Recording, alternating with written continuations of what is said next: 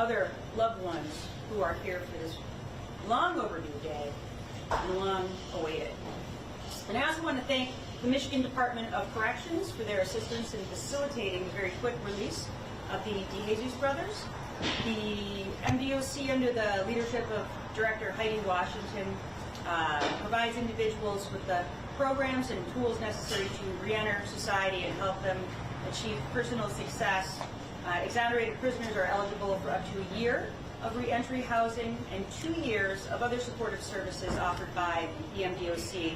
And these include job placement assistance, job training, transportation assistance, work clothing or tools, vital documents assistance, and more. And I actually just met with her last week, and as soon as we talked to her about this, even I think before the brothers knew that they were going to be exonerated, her and her staff were working really hard to get all of their documents in place so that they would have them ready when they were released today. The DeJesus case marks now the third and fourth wrongful convictions overturned by my Conviction Integrity Unit. And to date, the CIU has received more than 1,600 requests for assistance. And is there anything that you guys want to say?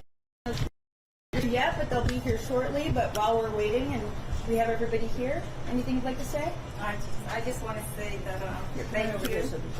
Just want to say thank you, everyone, for being here. I'm overwhelmed.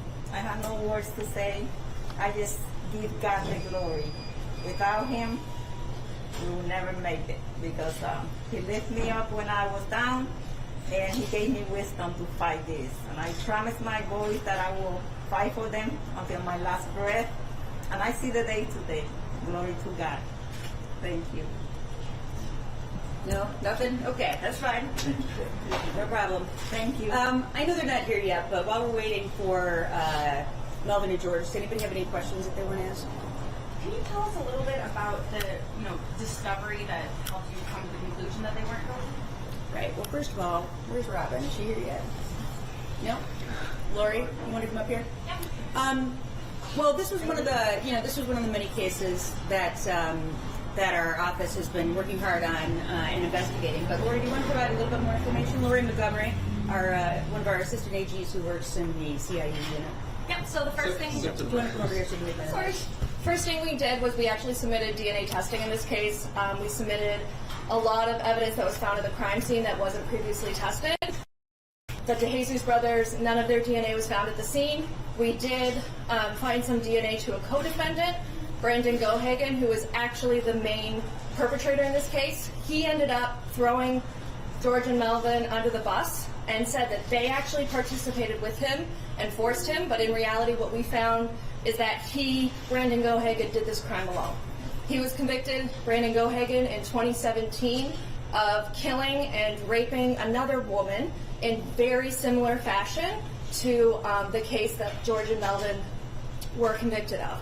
In addition to that, we found 12 other women who were sexually, physically, and emotionally abused by Brandon Gohagen over the time.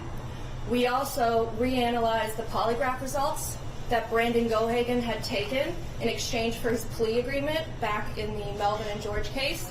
And when we reanalyzed it, we actually discovered that he hadn't passed his polygraph, which everyone thought he had. In fact, it was inconclusive. And in addition to that, finally, we also found alibi statements that were made within a week of the murder that confirmed George and Melvin's alibi during when Brandon Gohagen said the crime occurred. So there was a lot of witnesses that we spoke to, a lot of evidence that we reanalyzed, but what we have now figured out is that George and Melvin were innocent of the crime.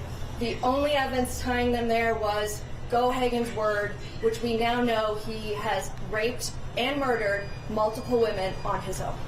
Yeah, and important to remember, he got a lesser sentence. Yes. Because of his story, he got a lesser sentence than George and Melvin did, who, we now know were not in the scene, didn't participate in any way, shape, or form in this murder.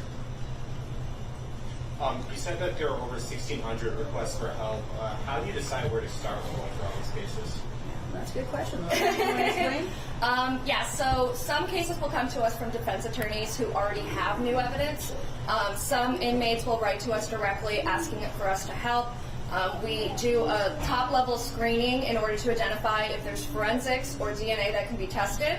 They kind of go a different way with our partnership with the Cooley Innocence Project.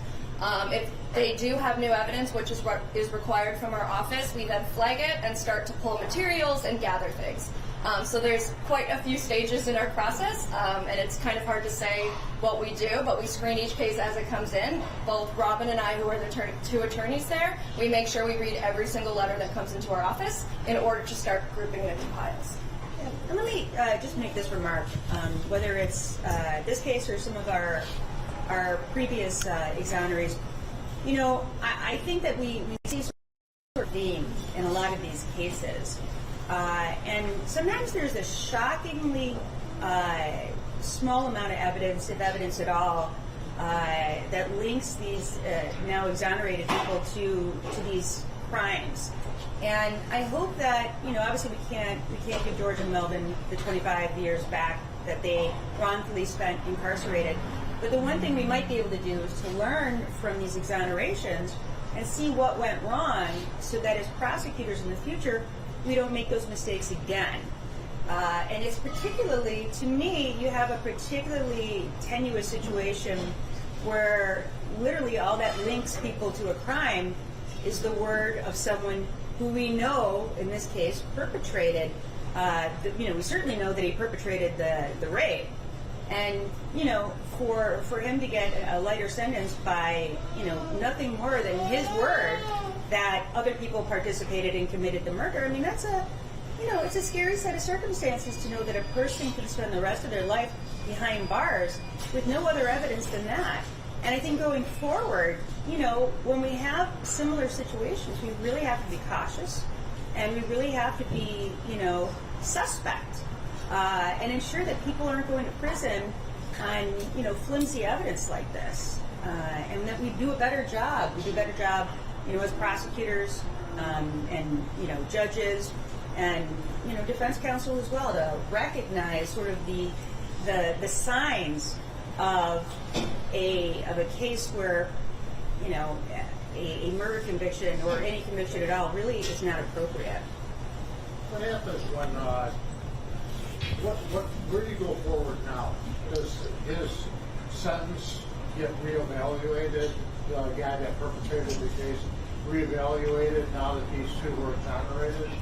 Well, he is spending life parole in prison right now. So, in other circumstances, you know, generally speaking, the double jeopardy would attach on a lot of these cases. But I mean, in this case, the thing that we're happy to be able to say is that the true perpetrator is in prison and will be spending the rest of his life in prison. So he will not have an opportunity to hurt others, you know, but that's not always the case. And what we try to do with the Conviction Integrity Unit is where we have a situation where we know that the person who was convicted was truly innocent, but evidence reveals that perhaps we do know who committed the offense, we do pass that on to the investigative agency so that they can move forward with that case. And as you know, there's no statute of limitations for a homicide.